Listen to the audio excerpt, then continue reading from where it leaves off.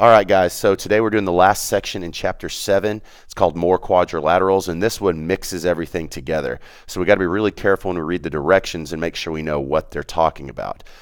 Example 1 says ABCD is a parallelogram. So not a square, not a rectangle, not a rhombus, just a parallelogram. It says find each of the following. The first one says if AD is 10, what's BC?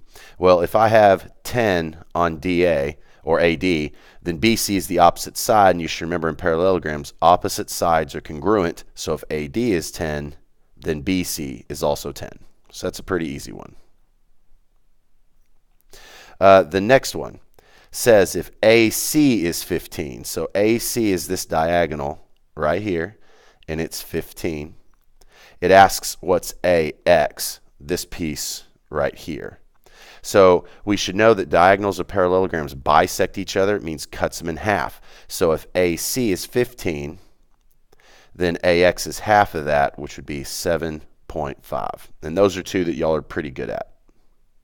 So I'm going to erase all this stuff now because the next one's going to start talking about angles, and that's where we've been having a little bit of trouble.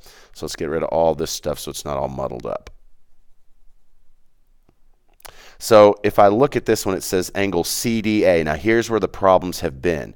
That's the angle that starts at C, goes to D, and goes to A. That's this whole angle right here.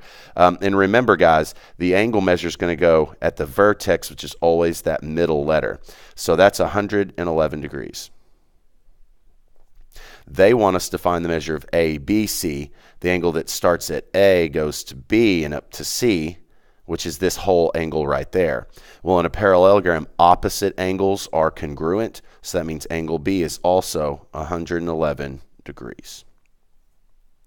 And then the last one. Now it talks about the angle DAB.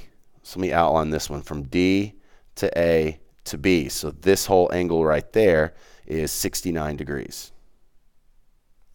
And it says it wants us to find the measure of ABC again. So that's going to be this whole angle right there. Well, if you remember, consecutive angles in a parallelogram have a sum of 180 degrees. That means when I add these together, so the measure of angle ABC plus 69 degrees should equal 180 degrees.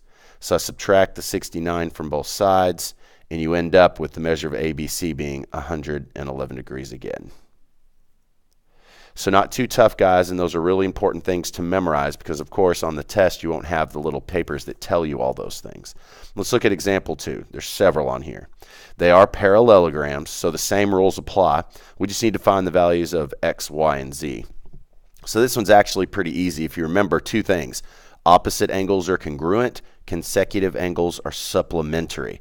So the first one I'm going to do is y because it's the opposite angle from the one we know, so it's also 58 degrees. Now the other thing was that consecutive angles are supplementary, so we could start from a lot of different spots. I'm going to do x and y because we already know y is 58, so I know they're supplementary, so 180 minus 58 should give us x. So 180 minus 58 gives us 122 degrees. So if this is 122 degrees, now we don't have to worry about working z very far because z is the opposite angle of x, so it's 122 degrees also. So pretty easy one there. Now this one adds a diagonal. I do think z is probably the easiest one to find to start off because it's an opposite angle of 98, so z is also 98 degrees.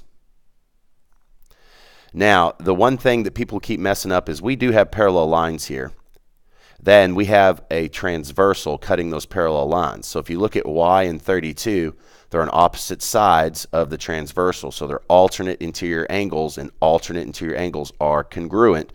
So we automatically know y is 32 degrees, which just leaves us with x. Now, we don't know anything necessarily about the relationship between x and 32, but I do know that 98 and 32 and x should have a sum of 180 degrees. So I'm going to do x plus 32 plus 98 equals 180 degrees. And if we subtract 98 and 32 from both sides, we should get 50. So x is 50 degrees. Now this one has two diagonals in it. It gives us lots of information. It wants us to find x, y, and z again. So I think the easiest place to start here is that, again, 64 and y are alternate interior angles, so they are congruent, so y is 64 degrees. Now, I can tell z and x are also alternate interiors, so if I find one of them, I find them both. But to do that, I'm going to have to look at this top triangle right here.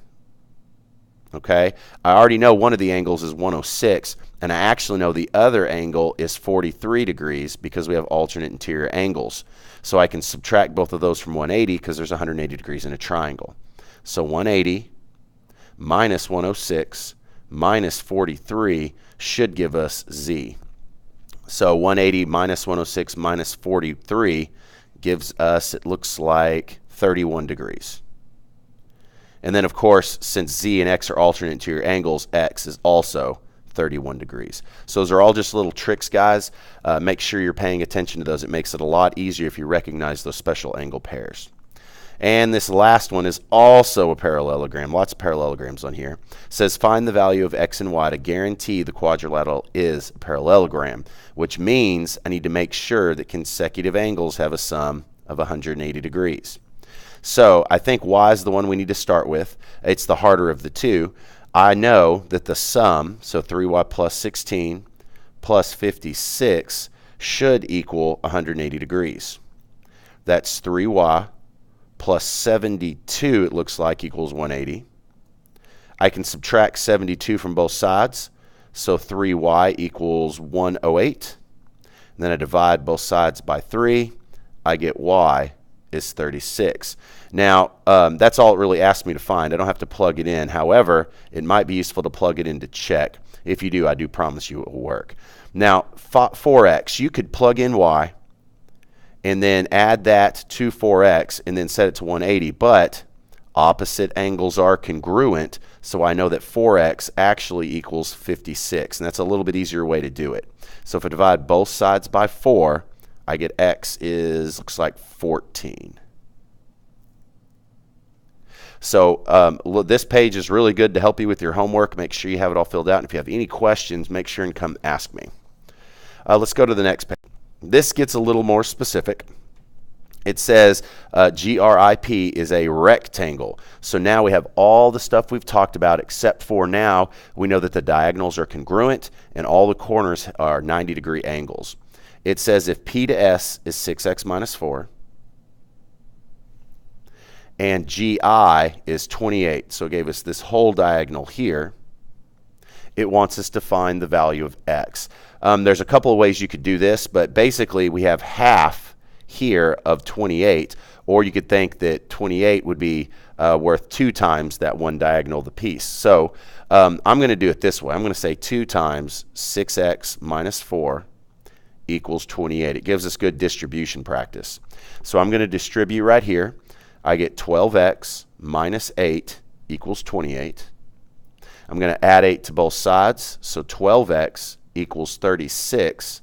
And when I divide both sides by 12, I get x equals 3.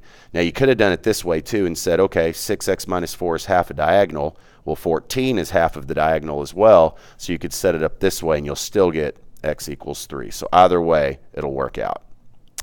Let's look at example 5. This is a rhombus. So now I still have all the stuff that I've talked about for parallelograms, but now I know a couple other things. The diagonals bisect each other still. All the sides are congruent, and these central angles are perpendicular. It says the measure of angle 3 is 6x plus 16. It says that the measure of angle 4 is 8x, and it wants us to find x. Well, one other thing that happens here is the diagonals bisect the angles. Okay, so I know that this angle and this angle are equal to each other. So I can set the equations or the expressions equal to each other.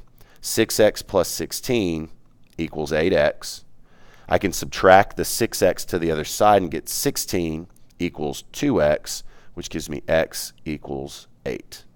Now, it's easy to think, since I have these perpendiculars in the middle, that these are perpendicular, and they are occasionally, but not always on a rhombus, only when a rhombus is a square, so don't assume that. Just know that the diagonals bisect each angle. Number 6 is a square. This is probably the easiest. We know all sorts of things. I still have these perpendicular diagonals. Now I know all these angles are 90 degrees. The diagonals bisect each other and a lot of other stuff. Well, it says here that angle QSU, so QSU, this angle here, is 10x minus 5. And since the diagonals are perpendicular, I know that 10x minus 5 equals 90 degrees. And now I can pretty easily solve for x. So 10x equals 95 when I add 5 to both sides. So when I divide both sides by 10, I get x is equal to 9.5. And the last one, our trapezoid. It's talking about a trapezoid with a median, ME. Remember, the median tells us that we have congruent segments right here because these points, M and E, are midpoints of the legs. It says find the value of x. Now, if you remember, to find the median, it's the average of the two bases. So I'm going to take the two bases, and I'm going to add them together. And I'm going to divide them by 2.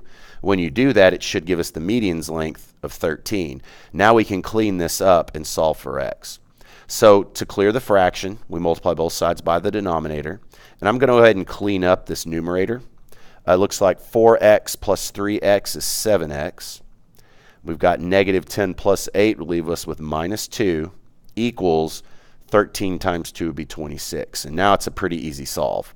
I can add 2 to both sides, so 7x equals 28. Then I can divide both sides by 7, so x equals 4. So that's a lot of stuff. That's a lot of rules. We'll also be looking at in class a sheet that gives us all the rules together, so maybe that'll help you kind of bring it up. So if you have any questions, let me know in class tomorrow. If not, good luck.